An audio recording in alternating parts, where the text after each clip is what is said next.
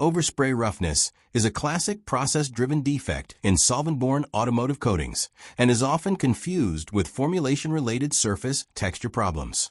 From an RD&I standpoint, overspray roughness has very little to do with flow chemistry or additive selection, and almost everything to do with how partially dried paint particles behave once they leave the spray gun and re-enter the coating surface. Understanding this defect requires shifting focus away from the wet film and toward what is happening in the air surrounding the panel during application. Visually, overspray roughness appears as a gritty, sandpaper-like texture that disrupts gloss and clarity. It is most commonly observed on panel edges, recessed areas, vertical surfaces, trailing edges, and regions with complex geometry. Under side lighting, the surface shows scattered light reflection rather than uniform distortion. Unlike orange peel or poor leveling, the roughness is non-uniform and often localized, which is a key diagnostic clue. Panels may show smooth areas adjacent to distinctly rough zones, even when the same coating batch and formulation are used. The physical mechanism behind overspray roughness begins when atomized paint droplets partially or fully dry before reaching the target surface. These droplets, often referred to as dry spray, lose sufficient solvent in flight that they no longer have the ability to redissolve or flow once they land. When these particles settle onto a surface that is already partially gelled or skinned, they become mechanically embedded rather than chemically integrated. Surface tension is no longer capable of leveling them, and the result is permanent roughness locked into the cured film. Several process conditions promote this behavior. Excessive spray distance significantly increases droplet residence time in the air, allowing solvent evaporation to occur before impact. High booth airflow or strong crossdrafts accelerate solvent loss and physically carry overspray particles onto previously coated surfaces. High ambient or panel temperature increases evaporation rate, while low humidity can further intensify solvent loss.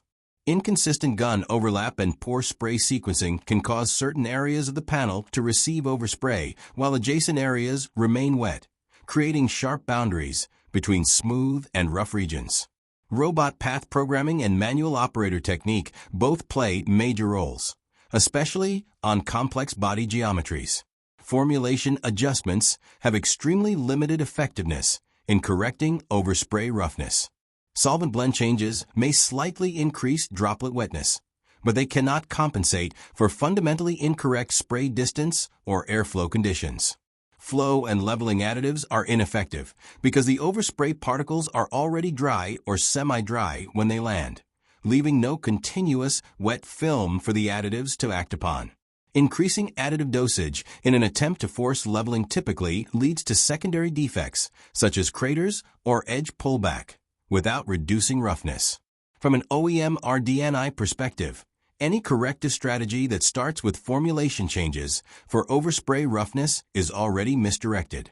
Flash-off time and bake conditions also play minimal roles in overspray roughness formation. Once the dry particles have landed and become embedded, no amount of extended flash-off or altered cure profile can restore surface smoothness. This explains why plants may observe overspray roughness persisting despite multiple formulation, solvent, or oven adjustments. The defect has already been created and locked in during application.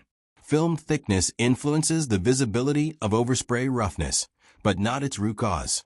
Thicker films may partially bury fine overspray particles, giving the illusion of improvement, but this approach introduces significant risks, including sagging, solvent popping, and long-term durability issues. Thin films, on the other hand, expose overspray roughness more clearly.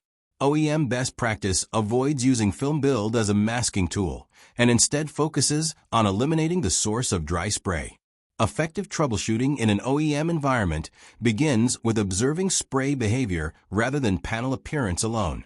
Spray distance must be verified across all operators or robot paths, ensuring it remains within the specified range. Booth airflow patterns should be reviewed, particularly near edges, corners, and recesses where turbulent flow can redeposit overspray. Gun speed, overlap, and sequencing must be evaluated to ensure a continuous wet edge is maintained during application. For robotic systems, path programming should minimize spraying past panel edges and reduce overshoot. For manual application, operator training is often the most effective corrective action. Once cured, overspray roughness can only be corrected mechanically. Light roughness may be removed through nib sanding and polishing, but more severe cases require sanding and full reapplication under corrected process conditions. This reinforces a recurring RD&I principle. Defects caused by dry particle deposition cannot be chemically repaired after the fact. Overspray roughness, together with stippling, represents a class of defects that clearly separates spray mechanics failures from formulation failures. While flow-related defects respond to solvent balance and viscosity control, overspray roughness responds only to improvements in application discipline and airflow management. Plants that recognize this distinction eliminate the defect quickly, while those that do not often cycle endlessly through formulation trials without success. If you are seeing roughness concentrated on edges, complex shapes, or specific booth zones, or if formulation changes have failed to improve surface smoothness, leave your questions in the comments. Future episodes will break down real OEM cases and provide targeted, practical corrective strategies based on RD&I experience.